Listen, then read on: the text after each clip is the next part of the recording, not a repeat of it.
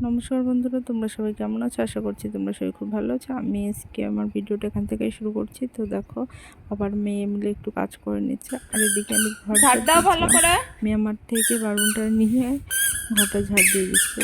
তো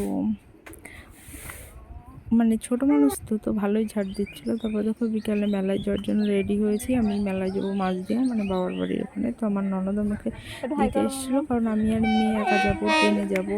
তো যে কারণে ব্যাগ আছে, ট্রেনে না তুলে দিলে একটু অসুবিধা হয়ে যাবে, সেই কারণে হচ্ছে আমাকে একটু ট্রেনে তুলে দিয়ে গেলো। দেখো এখানে ট্রেন চলে এসছে, নৌঘাট স্টেশনে ছিলাম। তো দেখো এখানে নৌঘাট স্টেশনে ট্রেনটা ঢুকে পড়েছে, আর এদিকে আমরা রাস্তায় নেমে পড়েছি। আর মানে তার বাবা আমাদের নিতে এসছে। দেখো মেয়ে আবার একটু টাটা দিয়ে দিল। তারপরে এখানে একটু ভিডিও করছিলাম, তোকে বললাম একটু হচ্ছে ভিডিও করো। তো আমি করছিলাম ভিডিওটা। তারপরে ওর বাবা ব্যাগ আর মেয়ে নিয়ে, আমি পেছনে। তো তারপর মানে অটো নিয়ে গেল, অটো স্ট্যান্ডে চলে এলাম আমরা। তারপর হঠাৎ করে দেখি বাবার সাথে দেখা হলো। তারপর দিকে দেখো আমরা বাড়িতে চলে এসেছি। ওর দিদা ওকে টাকা দিচ্ছে মেলায় যাওয়ার জন্য, আর ওখানে ওর পাশে যে রয়েছে ওগুলো আমার বোন। তারপরে দেখো এখানে মেলায় চলে এসেছি।